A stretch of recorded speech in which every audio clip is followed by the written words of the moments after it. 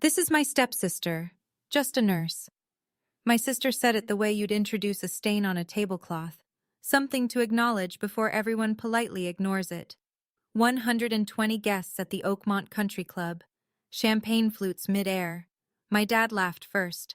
Not a nervous laugh, a real one, the kind that tells you he agreed. I stood there in my $40 dress among women wearing Valentino, and I did what I've done my entire life. I swallowed it. But what my sister didn't know, what nobody at that table knew, was that the man sitting at the head table, the groom's father, the man writing the checks for this entire wedding, I had held his heart beating with my bare hands on a highway 3 years ago, and he was about to remember. Before I go on, if this story hits close to home, take a second to hit like and subscribe, but only if you genuinely connect with what I'm sharing. Drop your location and local time in the comments. I'd love to know where you're listening from. My name is Shelby Ittner. I'm 29. I'm a trauma nurse. And this is the story of how my sister's cruelest moment became her biggest mistake. Now let me take you back to 3 weeks before the wedding, the day Victoria's invitation arrived in my mailbox. The invitation came on a Tuesday, wedged between a power bill and a catalog I never subscribed to. Cream-colored Crane and Company paper, letterpress, with a monogram stamped in gold. V and J, Victoria and James. I ran my thumb across the raised letters. My hands still smelled like chlorhexidine from the overnight shift. They'd spelled my name wrong. Shelley. No one in my family has ever bothered to learn the difference. There was no +1. I set the invitation on my kitchen counter next to a stack of trauma nursing journals and stared at it the way you'd stare at a summons. Because that's what it was. Not an invitation. A summons. Victoria didn't want me at her wedding. She wanted me accounted for. Growing up in my father's house was an exercise in becoming furniture. Robert married Diane when I was 9. Victoria was 12. From that first week, the architecture of the family shifted. Victoria's room had a canopy bed and a framed portrait Diane commissioned from a local artist. My room was the old study, repurposed with a cot and a lamp that flickered when the heater kicked on. Victoria's school photos climbed the staircase wall in matching frames. Mine sat in a drawer. Diane introduced Victoria to guests as our daughter. I was Robert's kid from before. And my father? He let it happen, every time. I called him every Sunday like clockwork. He'd pick up, say, "Hey, Shell," talk for 90 seconds, then, "I'll call you back." He never did. 3 months could pass without hearing his voice, and when I'd finally dial again, he'd answer like no time had gone by, like I wasn't someone worth keeping track of. So when Victoria's invitation arrived, my name misspelled, no guest, I almost threw it away. Almost. Then my phone rang, and it was him. "Victoria wants you there," my father said. His voice had that rehearsed warmth he only used when someone was listening. It'd mean a lot. I should have known. When my father calls, it's never for me. It's always for whatever Victoria needs. I looked up the Harringtons that night, sitting cross-legged on my apartment floor with my laptop balanced on a stack of pathophysiology textbooks. Richard Harrington, 63. Started as a construction laborer in his 20s, built a real estate development firm from a single duplex rehab into a company that had reshaped half the commercial corridor in Fairfield County. Self-made, the kind of man magazine profiles describe as unpretentious wealth. His son James was a corporate attorney, Georgetown Law, junior partner at a mid-size firm downtown, good-looking in that clean, careful way.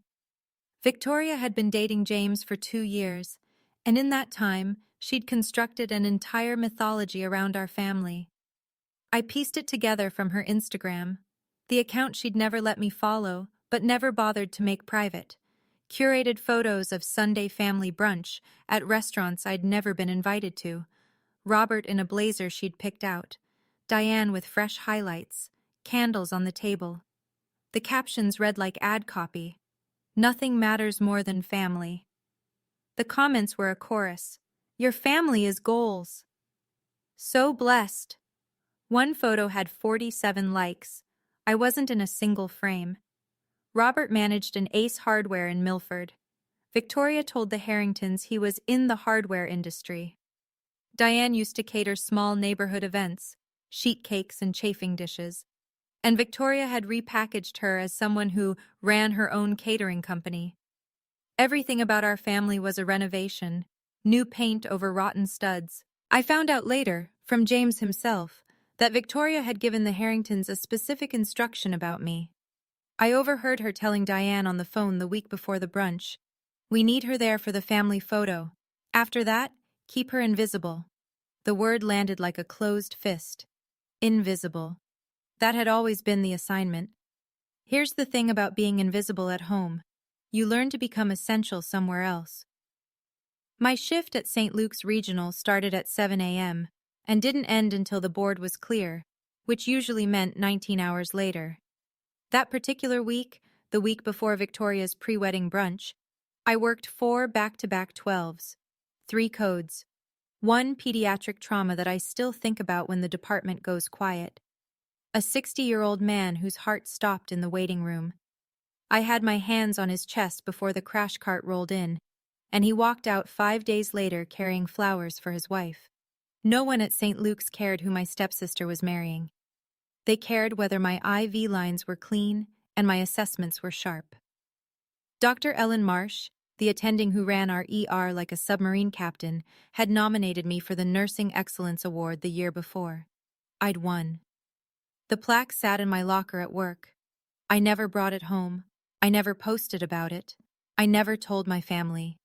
The one time I tried, the one time I mentioned to Victoria that I'd been nominated for something, she'd tilted her head and smiled. "That's cute. Do they give real awards to nurses?" Diane had laughed from the kitchen. Robert had said nothing, so I stopped sharing. I let my work exist where it mattered, in patient charts, in discharge summaries, in the quiet nod from a surgeon who knew I'd caught something he'd missed.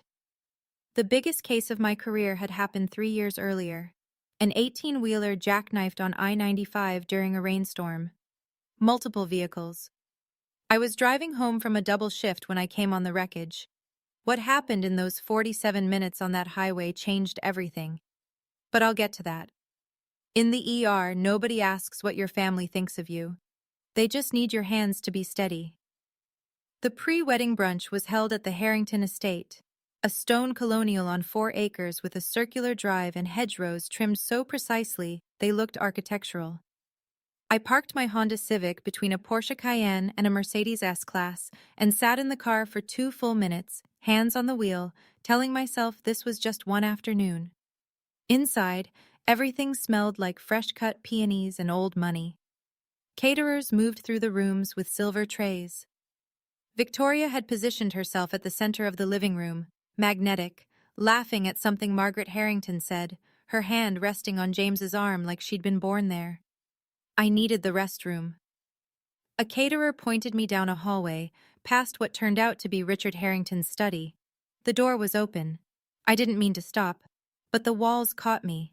Floor-to-ceiling bookshelves, a cherry wood desk with a decanter of something amber.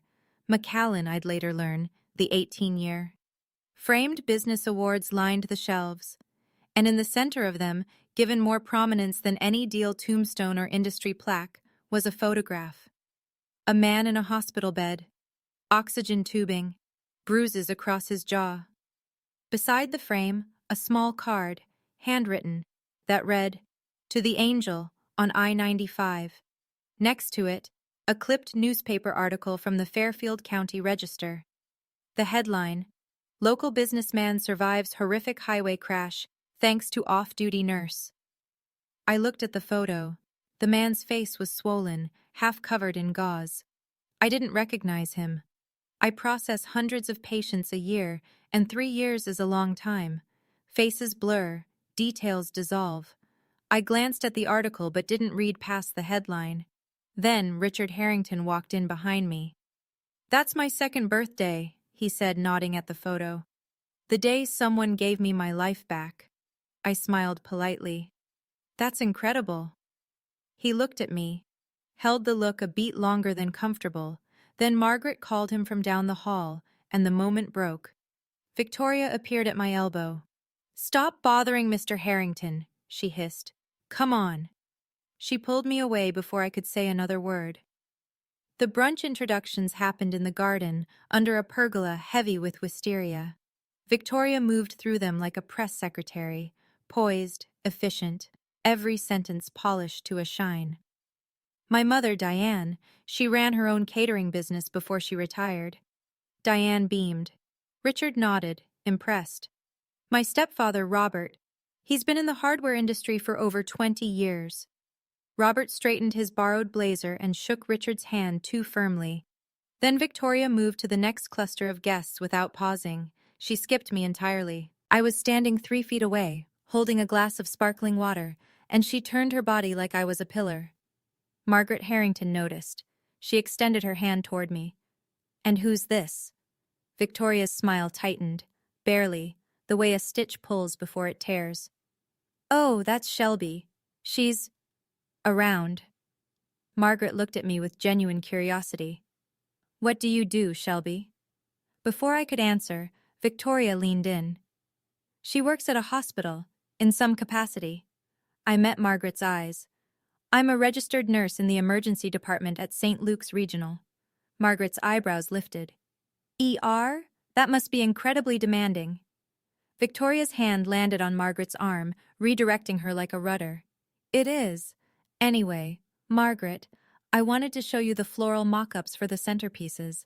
The florist did something absolutely gorgeous with the David Austin roses." And just like that, I was behind them again.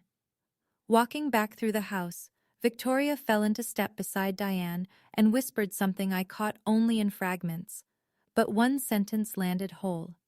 "She's already talking too much. Handle it." Diane glanced back at me, smiled, the kind of smile that isn't one. Diane found me near the rose garden, standing alone with my water glass, watching caterers clear the brunch trays. She approached the way she always did, softly, like a door closing so gently you don't notice you've been locked out. "Honey," she said, touching my arm, "can we talk for a sec?" She guided me to a stone bench at the far edge of the garden, well away from the other guests. The string lights hadn't been turned on yet. It was the kind of corner where you put things you want out of sight. "Victoria is under so much pressure," Diane said, her voice dripping with manufactured sympathy. "This wedding is everything to her. You understand that, right?" "What are you asking me to do, Diane?" She blinked, recalibrating. "Just be supportive. Be quiet. Don't make it about you." I'd heard this script before. At Thanksgiving, when Victoria announced her engagement, and I was told not to overshadow the moment by mentioning my nursing excellence nomination. At Robert's 60th birthday, when Diane suggested I pop in and pop out so the photographer could get just the immediate family. At my own college graduation, where Robert arrived late, checked his phone through the ceremony, and left before I crossed the stage because Diane had a migraine. I was always the thing to be managed, the variable to be controlled. "I hear you, Diane," I said, and I did. Every single word. I walked back inside and called my friend Priya from the hospital parking lot, sitting on the Civic's hood. "I don't know why I came," I told her. And then I heard it. Victoria's voice, carrying through an open window. She was on the phone with someone, and what she said next changed everything. "No, I told the Harringtons she has issues, emotional stuff. They won't ask questions." I sat there. I heard every word, and I felt something in my chest rearrange. Not break, shift, issues, emotional stuff. The words replayed in my head for the rest of that day. I drove home from the brunch with the windows down, air pushing at my face like it could strip the conversation from my skin. It didn't. 2 days later, the confirmation came by accident. I was at the rehearsal walkthrough, a quick session at the Oakmont Country Club to time the processional, and I'd stepped outside for air. James was on the patio, talking with his college friend, a groomsman named Tyler. They didn't see me around the corner. "Yeah," James said, casual, almost offhand. Victoria's stepsister has some personal issues. Victoria doesn't like to talk about it. It's sad. Tyler murmured something sympathetic. James continued. The family tries to keep it low-key. You know, supportive from a distance. Supportive from a distance. That was the phrase Victoria had packaged for public consumption. She hadn't just excluded me, she'd rewritten me. In the Harrington family's minds, I wasn't someone being pushed aside. I was someone gently quarantined, the kind, tragic stepsister with problems nobody wants to discuss at dinner. That night, I called my father. No preamble. Did you know Victoria told the Harringtons I have mental health issues? Silence. Then a sigh. The specific sigh Robert uses when he's been caught and wants to sound tired instead of guilty. She's just protecting the family image, Shelby. Don't make a scene. Protecting the family image from what? From me? You're twisting this. Did you go along with it? He didn't answer. Which was an answer. I looked at my father, at the man wearing the Allen Edmonds shoes Victoria had bought him, the suit Diane had picked, the talking points his stepdaughter had scripted, and I understood something I'd been avoiding for 20 years. He hadn't just let her erase me. He'd helped. The rehearsal dinner was the following Friday. The Oakmont Country Club. 120 guests. Crystal chandeliers that threw little rainbows across the ceiling. A live string quartet playing Debussy. Place cards in Hermès orange, hand calligraphed. The kind of event where even the napkin folds had a name. I arrived 20 minutes early because I didn't know what else to do with the anxiety. I wore a navy dress I'd found at Target for $39. Simple, clean lines. No jewelry except my mother's pearl earrings, 2 small, luminous studs that she'd worn every day until the cancer took her when I was 7. They were the only thing of hers I had left. The seating chart was mounted on an easel near the entrance, framed in gold. I found my name, misspelled again, at table 14. The last table, closest to the kitchen doors. I would be sitting with the babysitter, a distant colleague of Diane's, and an empty chair. Victoria had been thorough. I walked in alone. Women in Valentino and Cartier moved around me like water around a stone. Diane spotted me from across the room and made a quick scan, head to toe, 3 seconds flat. Then she leaned toward Victoria and murmured something. Victoria glanced over her shoulder, looked at me, and turned away. I read her lips. 2 words. She's fine. Meaning, she's plain enough not to cause problems. I sat at table 14, unfolded my napkin, looked at the menu. Chilean sea bass, roasted endive, creme brulee. Each entree probably cost more than what I made in 3 shifts. Victoria took the stage 20 minutes later, mic in hand, crystal encrusted, rented for the occasion. The room quieted, and then she began the introductions. I knew what was coming. What I didn't know was who was watching. Victoria started with Diane. My mother, the woman who taught me everything about grace and resilience. The room clapped. Diane pressed a hand to her chest like she'd just been crowned. Then Robert. My stepfather, Robert. The man who gave me a real family. Robert's eyes went glassy. He raised his glass. The room followed. Then her bridesmaids. Her college roommate. Her boss at the wedding planning firm. Each introduction was a small coronation, polished, warm, designed to impress the Harringtons sitting at the head table. And then she turned to table 14.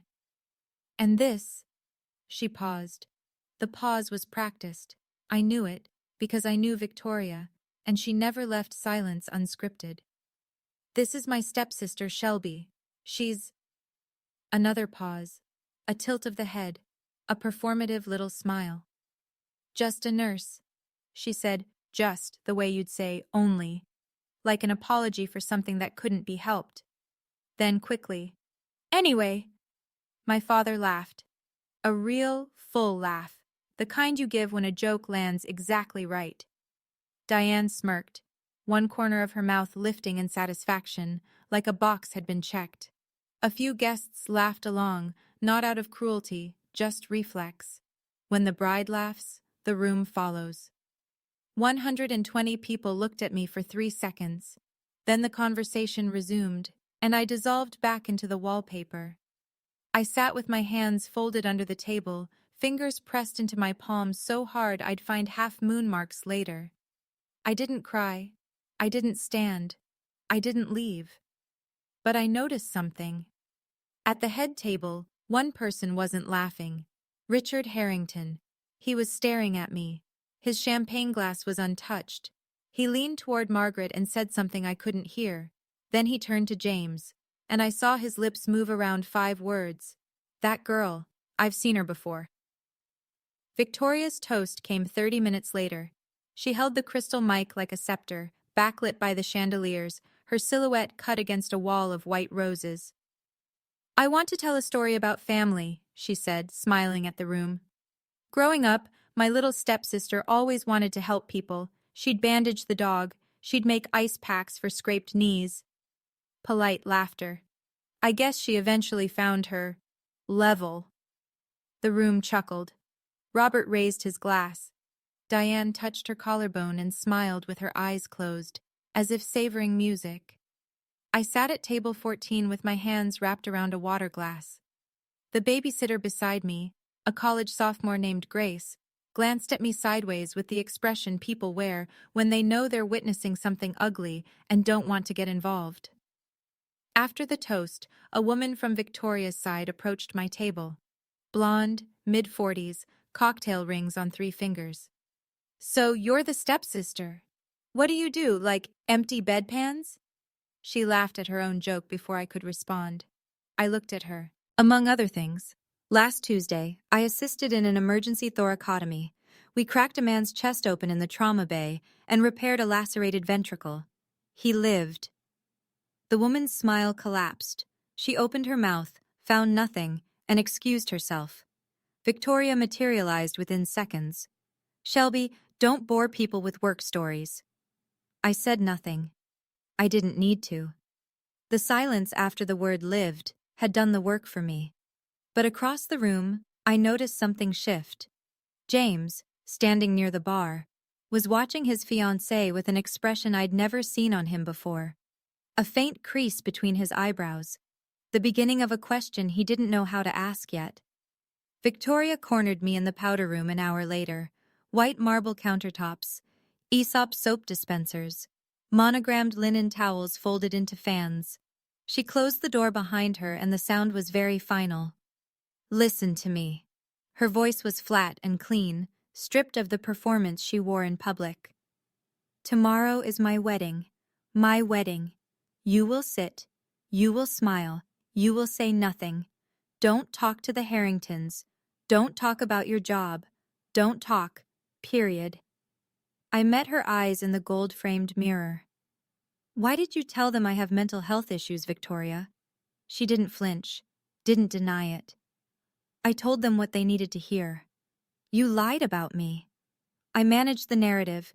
You think the Harringtons would accept this family as is? A hardware store manager and a nurse?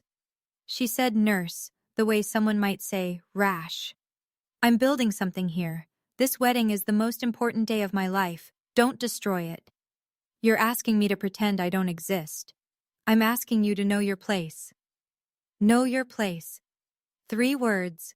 The same 3 words my family had been telling me in different ways for 20 years. Through empty chairs and misspelled names and borrowed suits and photo crops. Victoria was just the first one to say them out loud. The door opened. Diane's face appeared, smooth and alert. Everything okay in here? Just sister stuff, Victoria said lightly. She smoothed her dress, adjusted her David Yurman bracelet, borrowed, I happen to know, from a client. Diane smiled and closed the door, sealing the conversation like a letter she'd co-signed. I stood in that powder room, surrounded by marble and monograms, in a space that cost more than my monthly rent. And I made a decision. I didn't know what shape it would take. I only knew that tomorrow, for the first time, I was not going to be silent. I left the rehearsal dinner early. No one noticed. I sat in my Civic in the Oakmont Country Club parking lot, wedged between a Porsche Macan and a black Range Rover, with the engine off and my hands on the wheel.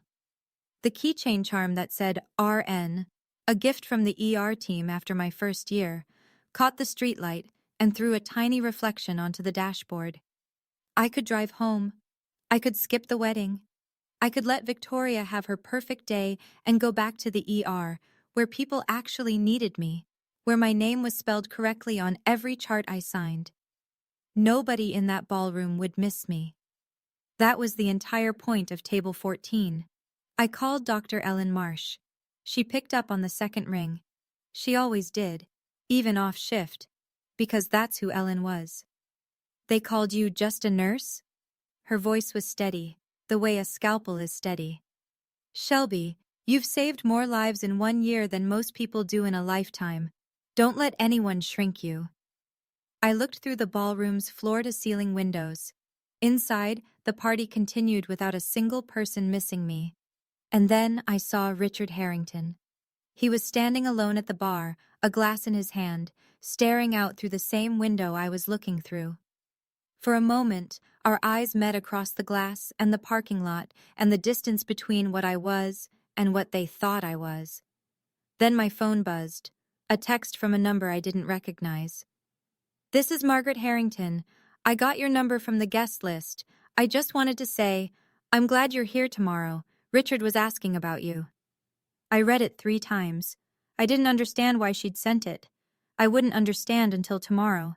But something in that message, something in the way she'd written "Richard was asking about you," told me to stay. I started the engine, but I drove toward home, not away from tomorrow.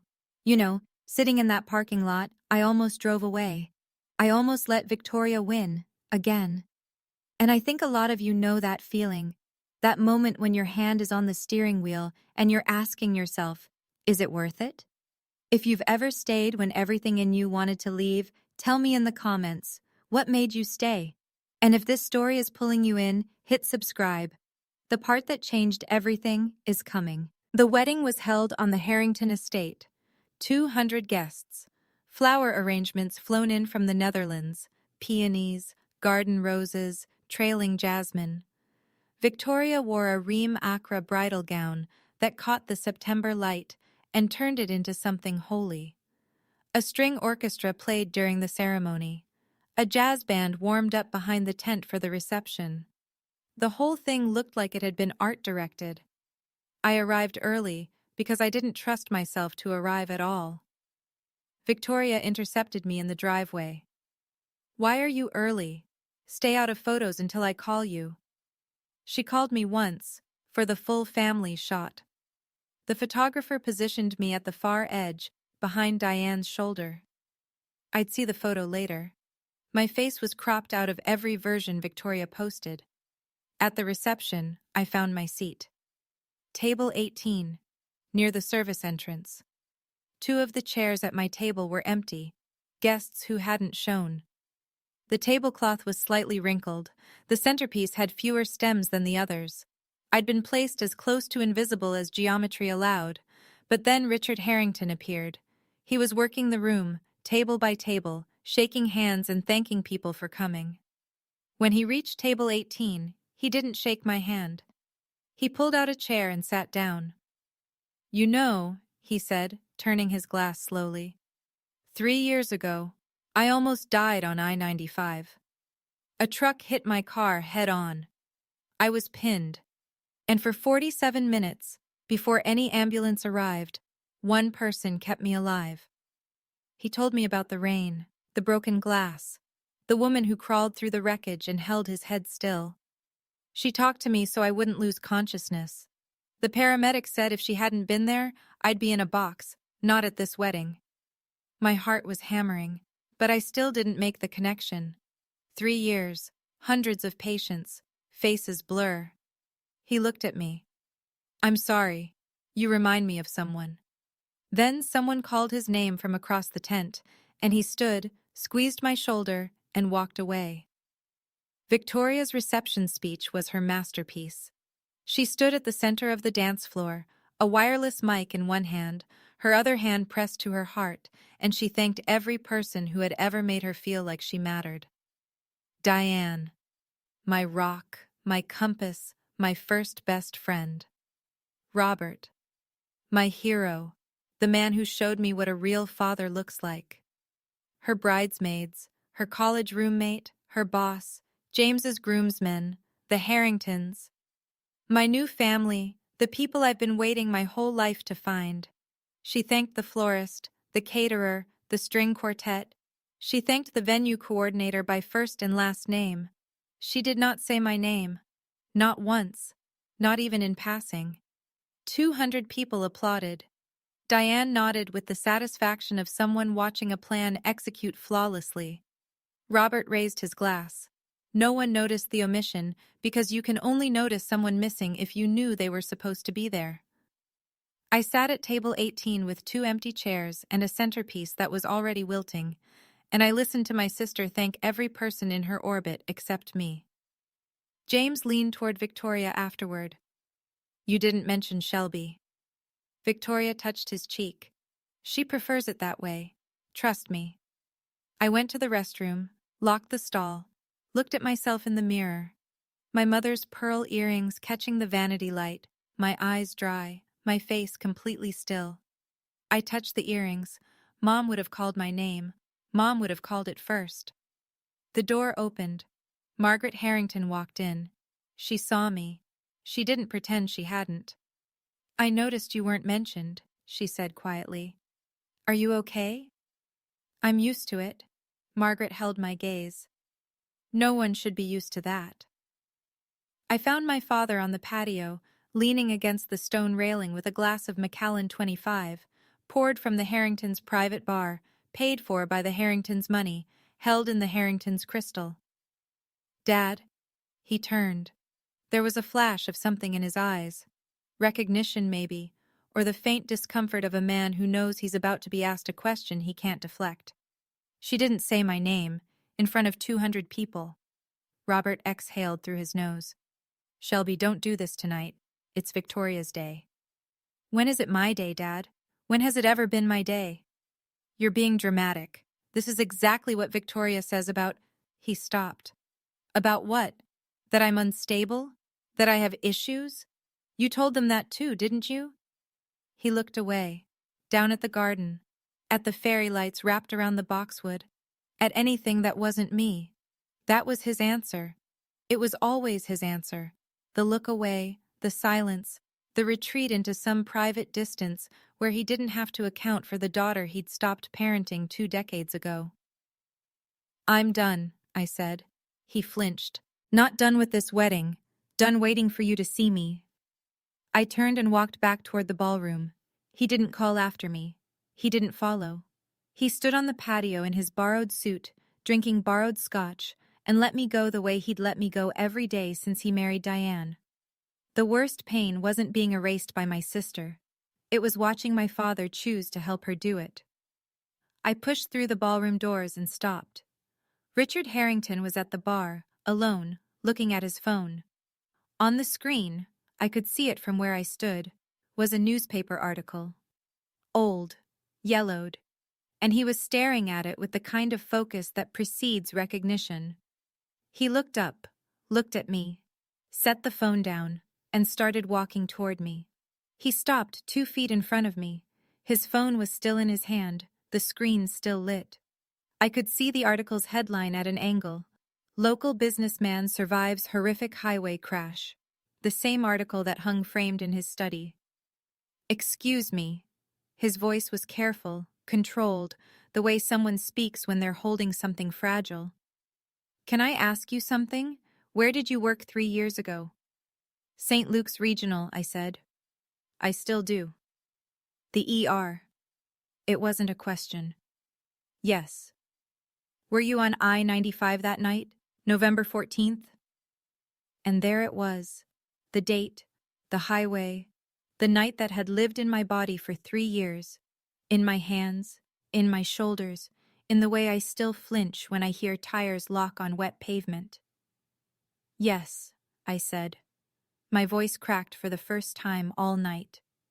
Richard stood very still, His eyes filled slowly, the way water rises in a basin. Not sudden, not dramatic, just steady and certain. "It's you," he said.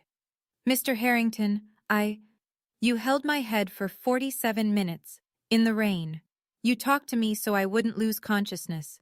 You told me about your mother's pearl earrings, that she wore them every day, so I'd have something to focus on while I couldn't feel my legs." My hand went to my ear. The pearl stud.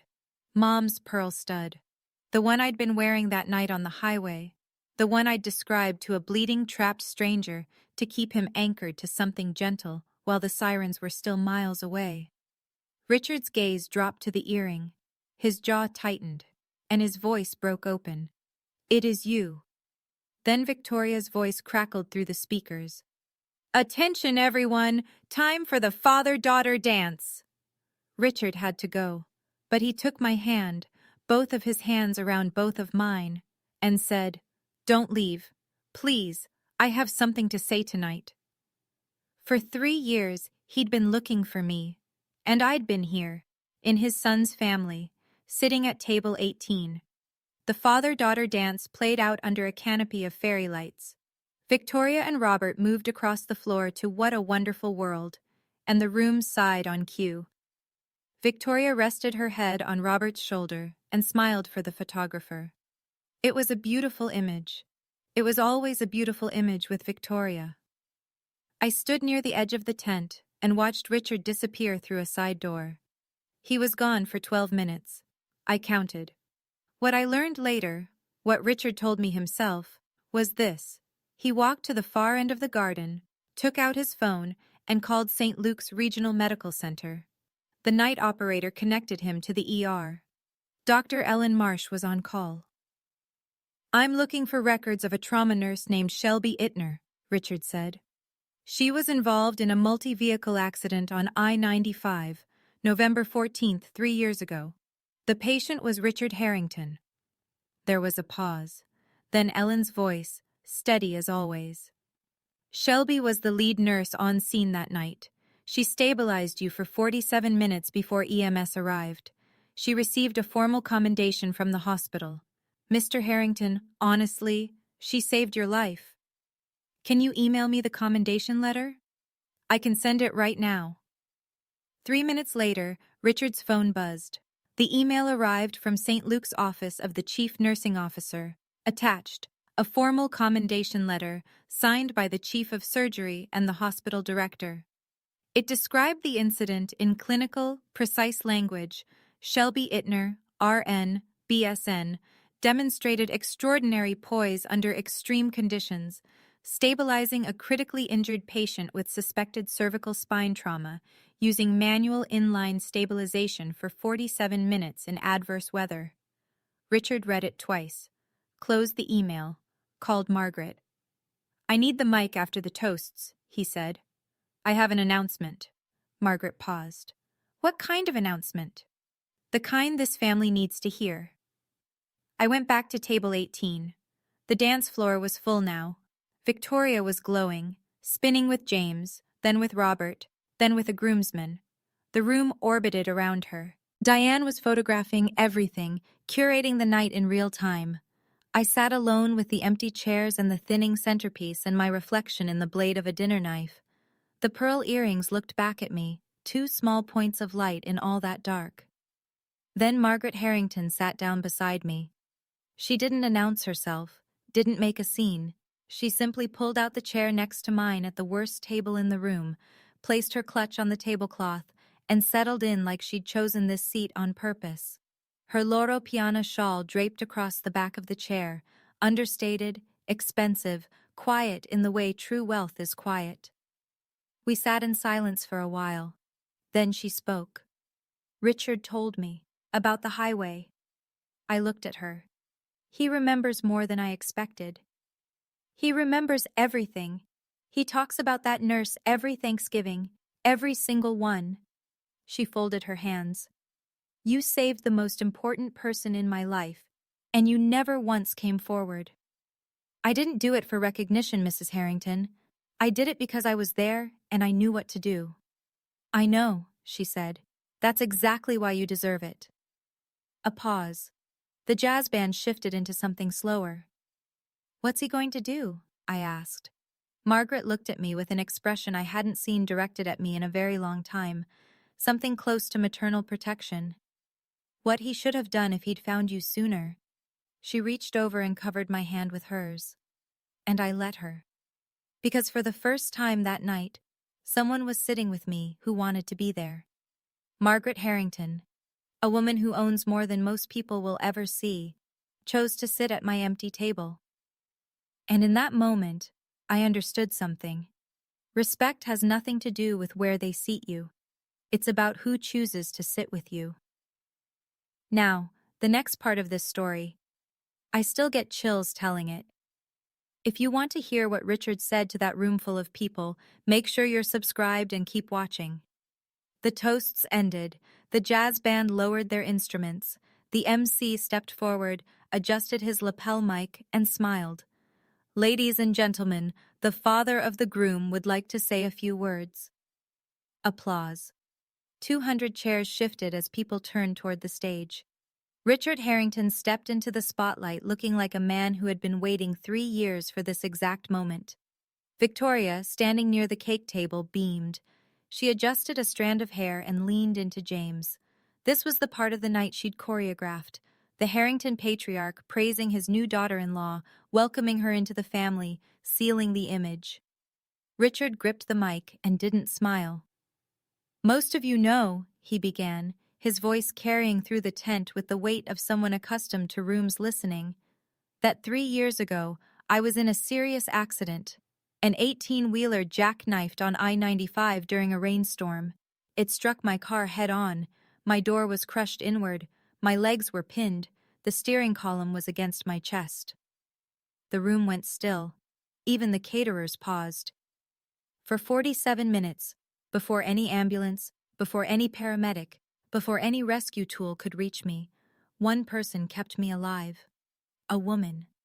She crawled through the wreckage, held my head and neck still so my spine wouldn't sever, and talked to me through the worst 47 minutes of my life. He paused, looked at the room. Victoria was still smiling, but her smile had stiffened. She wasn't sure where this was going.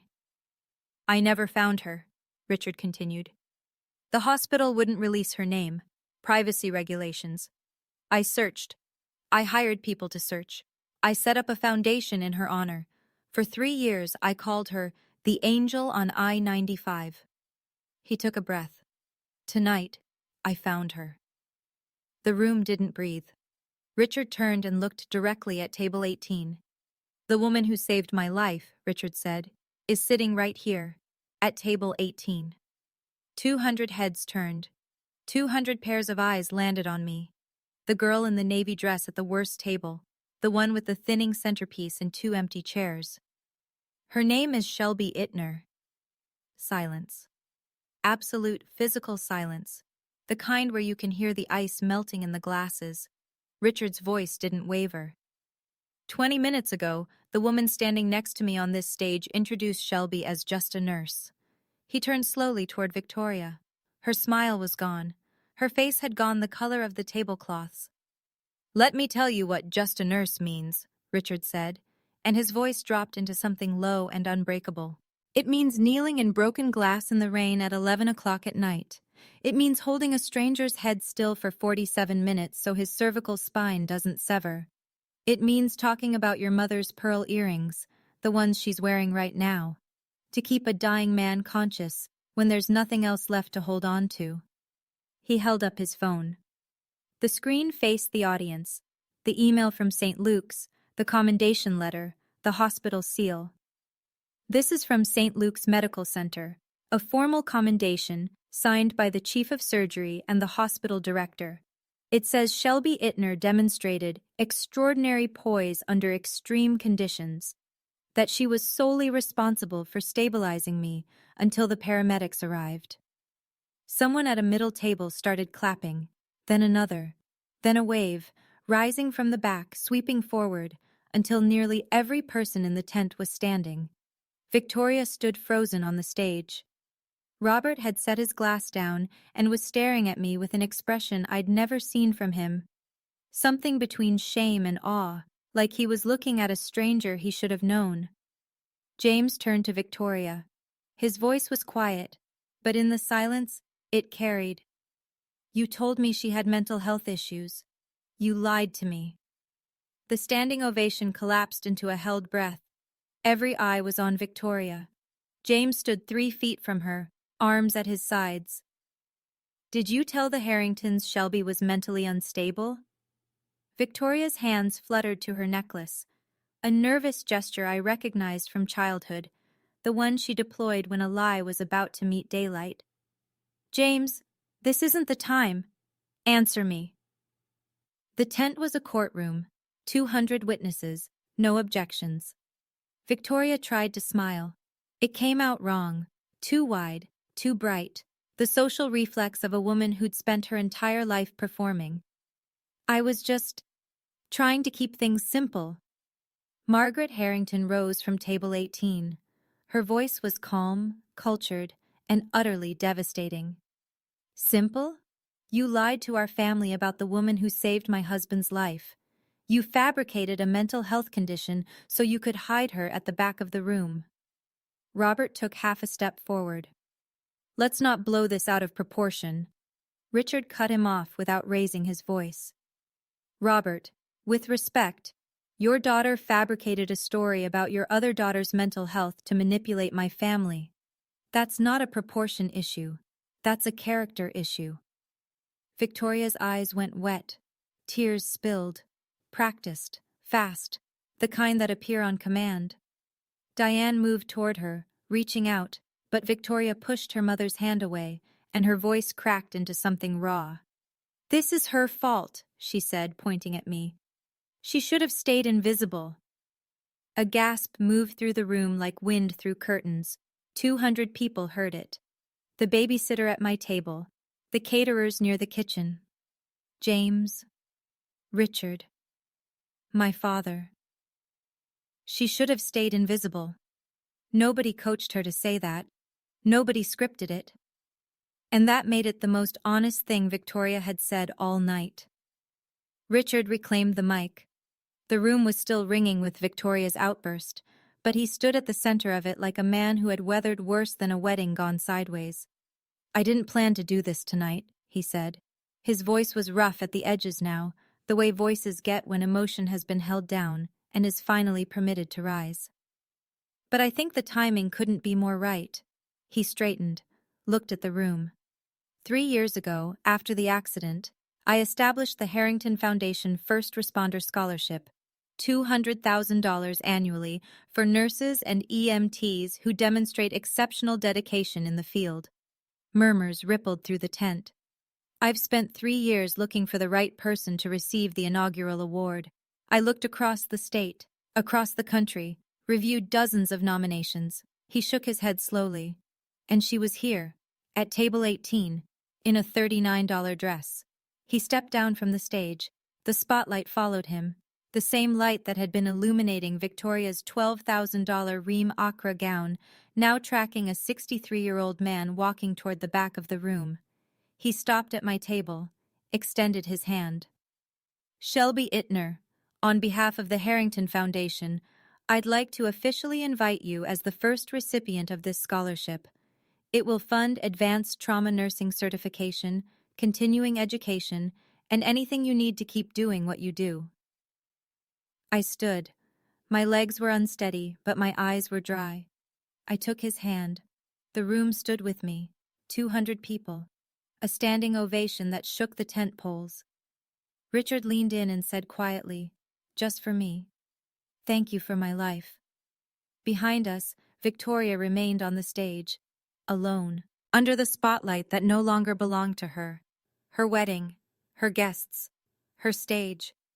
And the only story anyone would remember from this night was the one she'd tried to erase. I didn't save Mr. Harrington for recognition. I saved him because that's what nurses do. But I won't pretend it doesn't matter that someone finally saw it. James took Victoria by the arm and walked her through the glass doors to the terrace. He didn't pull. He didn't raise his voice. But his hand was firm, and Victoria went because, for the first time in their relationship, she didn't have a script for what was happening. Through the glass, the guests could see their silhouettes. Victoria's arms crossed, James's hands in his pockets, then out, then running through his hair. The body language of a man recalibrating everything he thought he knew. Fragments of the conversation drifted through the cracked door. "You told my parents she was unstable," James said.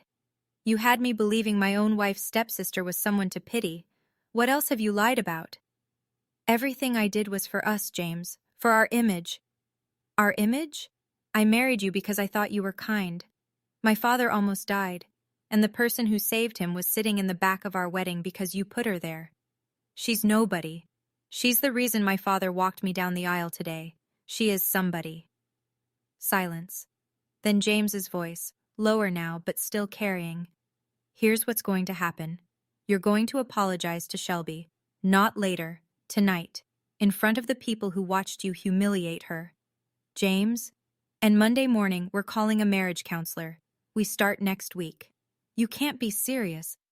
If I find out you've lied about anything else, anything at all, we're done." Through the glass, I watched Victoria's posture change. The confident architecture of her spine softened into something I'd never seen from her: uncertainty. She stood on the other side of the glass, in her $12,000 gown, and for the first time, the armor wasn't holding. I didn't seek my father out. He found me. I was on the balcony at the far side of the estate, away from the noise, looking out at the garden where fairy lights made everything look like a promise. The night air had cooled, and I could feel it on my bare arms, and I didn't mind because at least it was honest. "Shelby." I turned. Robert stood in the doorway, his borrowed suit wrinkled, his face wrecked. He looked like a man who had just watched something collapse and realized he'd been standing on it. "I didn't know," he said. "About the highway, about Richard." "No," I said. "You didn't, because you never asked. You never asked what happened at work. You never asked if I was okay. You never asked anything. I thought I was keeping the peace. You were keeping Victoria happy. That's not the same thing." He tried to speak, and the words dissolved before they reached his mouth. Then he cried. My 58-year-old father, standing on a billionaire's balcony in a suit his stepdaughter bought him, crying like he'd just realized the house was already on fire when he stopped checking the smoke detectors. I didn't hug him. I stood where I was. "I don't hate you, Dad. I just stopped expecting you to be my father a long time ago. Can I fix this? I don't know. But you can't fix it by crying at Victoria's wedding and going back to normal on Monday." He wiped his face with the back of his hand. "Victoria told me that you'd be happier if we kept distance, and I believed her, because it was easier." There it was. 20 years of abdication, summarized in one sentence. He hadn't been deceived. He'd volunteered. "I don't need your tears, Dad.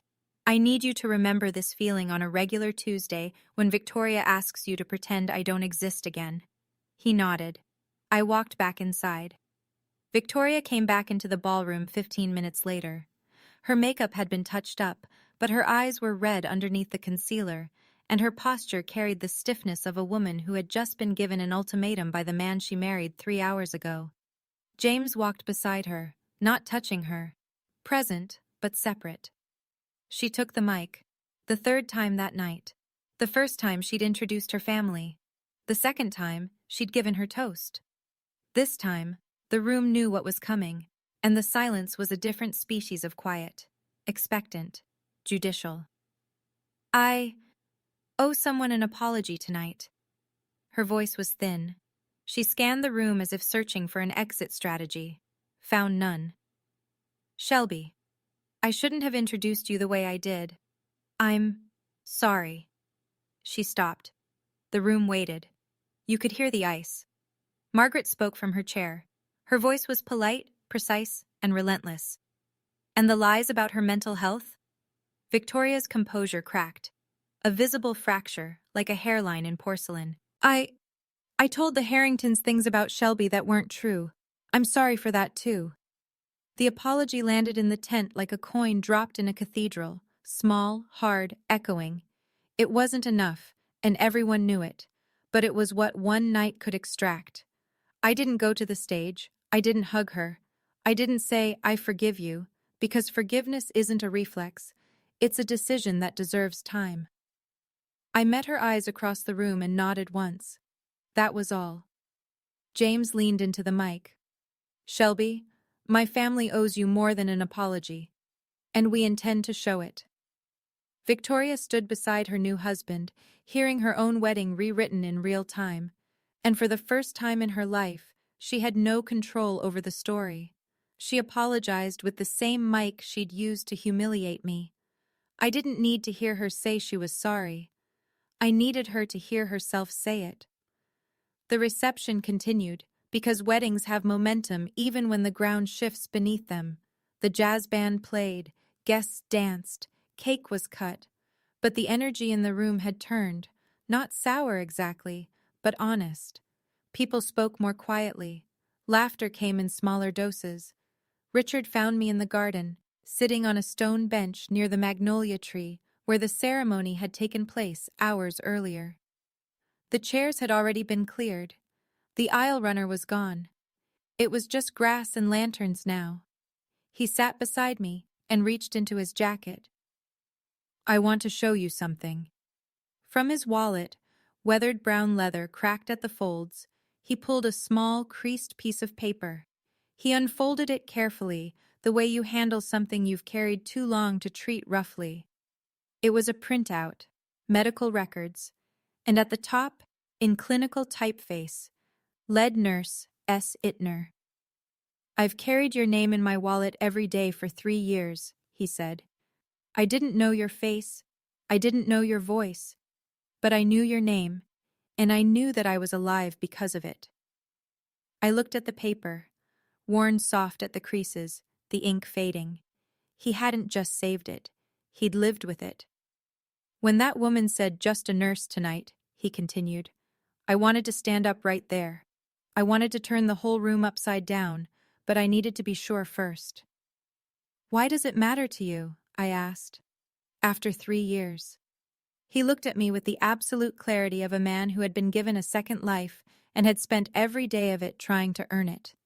"Because no one gets to reduce the person who saved my life to a punchline." He handed me a business card. Harrington Foundation. A phone number. A name. "This is real. The scholarship is real. Call this number Monday. And Shelby, if you ever need anything. Anything at all." I took the card, and I held the worn piece of paper with my name on it, and I let 3 years of silence mean something. A week later, the dust settled into something measurable. The Harrington Foundation called on Monday morning, 9 a.m. sharp. A woman named Claire from the grants office walked me through the details. $200,000, designated for advanced trauma nursing certification through Johns Hopkins, plus continuing education credits, plus a stipend for conference travel. The paperwork would take 2 weeks. The announcement would go on the foundation's website.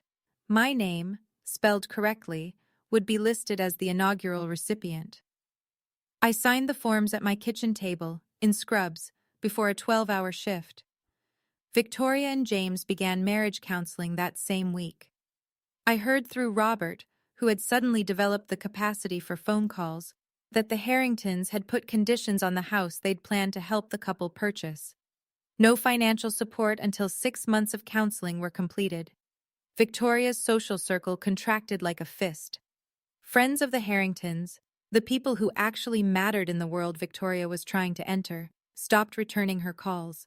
Her wedding photos on Instagram went from 800 likes to barely 100. The comments section, once a parade of heart emojis, went quiet. Robert sent me a letter. Not a text, not an email. A handwritten letter, on lined paper torn from a yellow legal pad, in handwriting I barely recognized because I'd never seen it before. He wrote about regret.